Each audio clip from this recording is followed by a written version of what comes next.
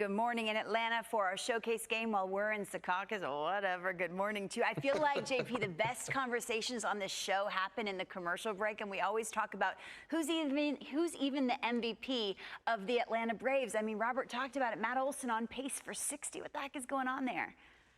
Remarkable, Lauren, and good morning. If you know Matt Olson, he would never say, I'd vote for myself, and then walk in that clubhouse. You know that. And see Ronald Acuna Jr., he's too humble. DJ LeMahieu expected back after 5 days away. They need a boost, especially after the way they lost that game on Sunday. It's a calf, right? It's not connected to the toe of last season. Tell me.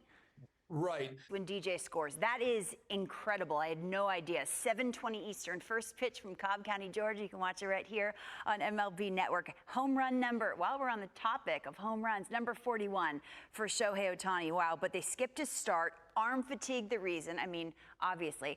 What is the plan for him? It's going to be a confusing month and a half into the off season for the Angels.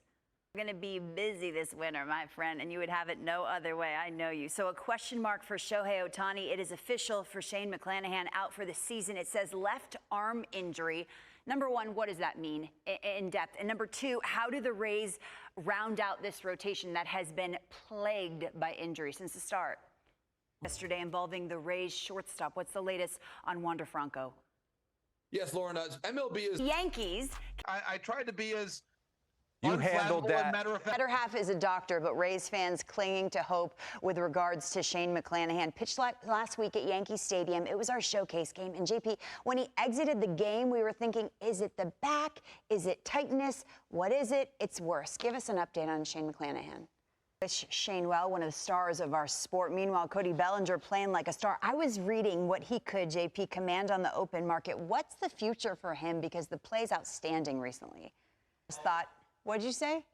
Both. They can afford it. Both. Woo, woo. Sign Cody right now and then go get Shohei. They got it like that. They got it like that. I didn't even think he'd be there after the deadline. I mean, those were the conversations you and I were having leading up to it. And it's not just Cody. I mean, Mike Tauchman, you saw the highlights. Robert was reading it earlier. I was reading in The Athletic, and the title, JP, was something to the effect of how'd the Cubs get such a thunderous lineup? How did they? What's the answer to that? Well, I'm in Chicago on the north side. Cubs and Mets on our MLB Network showcase game. JP Morosi on the inside corner. Appreciate the time, as always. Thanks, Lauren. Robert. All the best. Thank you. Magic from Tuesday night into Wednesday. That's their hope, at least. Kyle Tucker, the hero of the grand slam to take down the Orioles, who controlled the score for most of the game. Take two tonight with Christian Javier and their deadline prize, Jack Flaherty on the mound. His first start dominant, allowing one run over 6 innings pitched. The Dodgers in the desert. Merrill Kelly defending his home mound, looking for his 10th win of the season. And Bobby Miller, part of that youth movement for the Dodgers rotation, getting his turn.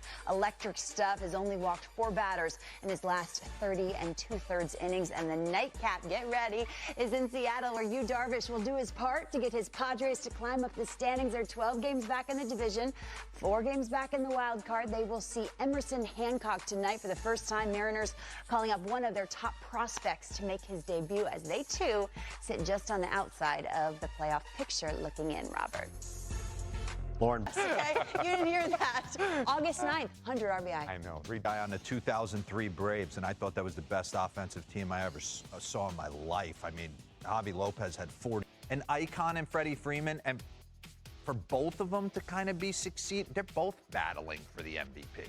Split in the Bronx, the Astros next stop on their AL East road trip, Baltimore, and they will have Framber Valdez on the mound coming off a no-hitter. He was immaculate last time out, but they have to deal with Grayson Rodriguez, who's trying to keep his team at the top of the AL East, a place they have been since July 22nd. The Astros chasing the Rangers at the top of the AL West. Their lead is 3 games, and it has been that way for a while. 67 wins, more than double their opponent tonight. Max Scherzer taking the mound for a second start with his new team. He was tough as nails. You remember it. His first start there, and looking for the same against the Oakland A's tonight. And the Nationals had a nice little weekend, a 3-game sweep of the Cincinnati Reds, and now to the streets of Philadelphia. The Phillies jockeying for position in the National League wildcard race. Zach Wheeler taking the mound at 4 p.m. Eastern from Citizens Bank Park. Can't wait. This past week at the Jackie Robinson Training Complex, the Nike RBI World Series took place, featuring 24 teams from the U.S., Puerto Rico, the Dominican, and Curacao. The Houston An Astros Nike RBI program taking home the title in the senior boys division for the very first time since 2010, while Chicago White Sox Nike RBI won their second consecutive junior division title. Congratulations to them. Let's take a look at some highlights from this past week. Enjoy. Pine Tar game, maybe? George Brett. That's it. Two very good songs indoors. Flow Rider. Yeah. All right. So much better with a haircut.